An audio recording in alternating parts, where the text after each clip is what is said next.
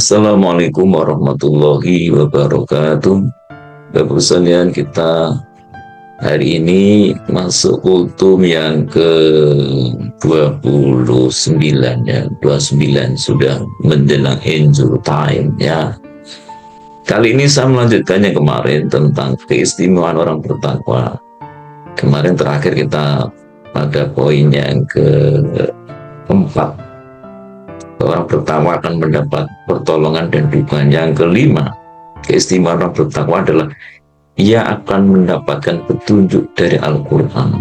Zalikal kitab la riba fihi hudal lil muttaqin. Inilah Quran, kitab petunjuk, la riba fihi, tidak ada keraguan di dalamnya, hudal lil muttaqin, petunjuk bagi orang-orang yang bertakwa. Imam Ibnu Katsir menjelaskan wa hudalil muttaqin. Jadi Al-Quran itu memang petunjuk bagi orang bertakwa. Siapa mereka? Alladzina yakhafuna Allah, mereka yang benar-benar takut kepada Allah. Wa yarjuna rahmah, mengharapkan rahmat kasih sayang Allah. Fahumul ladzina yantafi'una bil Qur'an. Nah, orang-orang seperti itulah yang mendapatkan manfaat dari Quran. Dia bisa mengambil, menjadi Quran sebagai petunjuk penerang hidupnya. Ya, kalau tidak bertakwa ya Al-Quran sekedar bacaan, tidak menuntun hidupnya. Nah, jadi sangat jelas di sini, fahumul ladzina yantafi'una bil Quran. Mereka lah orang-orang bisa mengambil manfaat dari Quran. Jadi orang bertakwa keistimewaannya yang keenam adalah mendapatkan petunjuk dari Al-Quran. Yang keenam, orang bertakwa adalah orang yang paling mulia di sisi Allah. Inna akramakum indallahi atqakum. Sesungguhnya orang yang paling mulia di sisi Allah adalah orang yang paling bertakwa. Imam Al-Qurtubi menegaskan, fi hadil ayati dalilun ala anna syarafa wal fadla. Ayat ini sebagai dalil bahwa sesungguhnya kemuliaan dan keutamaan seseorang innama huwa bittaqwa, hanyalah dengan takwa, la bin nasab, bukan soal keturunan. Dia keturunan siapa, tidak begitu penting ya sebenarnya itu dari isi kemuliaan ya. Jadi keturunan orang baik itu penting maksudnya, tapi kan tidak boleh hanya kebanggaan saja lalu tidak mengambil apa yang bisa kita lanjutkan. Kalau orang tua kita orang-orang baik, maka kita buktikan bahwa kita memang anak-anak orang-orang yang baik. Jadi karena itu Allah sangat fair, Allah menilai kemuliaan orang itu ketakwaannya, la bin nasab, bukan keturunannya.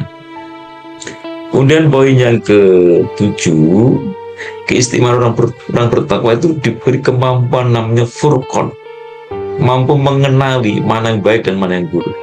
Sekarang banyak loh orang itu nggak tahu ini baik atau buruk, atau kalau tahu dia tidak ada kerentak untuk menjalankan karena kabur. Jadi baik dan buruk itu kabur. Nah, orang bertakwa itu diberi keistimewaan berupa kemampuan membedakan mana yang baik dan mana yang buruk. Itu di dalam surah Al-Anfal 29 ya. In tattaqullaha yaj'al lakum furqana. Jadi jika kalian bertakwa kepada Allah, maka Allah berikan furqan, kemampuan membedakan yang baik dan yang buruk ya. Apa yang dimaksud dengan furqan? Itu Imam Tabari menjelaskan, yaj'al lakum furqana ay faslan bainal haqqi wal batil. Jadi yang dimaksud dengan menjadikan kalian furqan, kemampuan karakter furqan itu kemampuan memisahkan mana yang hak dan mana yang batil. Dan menariknya Imam Tabari menegaskan orang bertakwa wa nurun fi qulubikum, wa nurun fi qulubikum.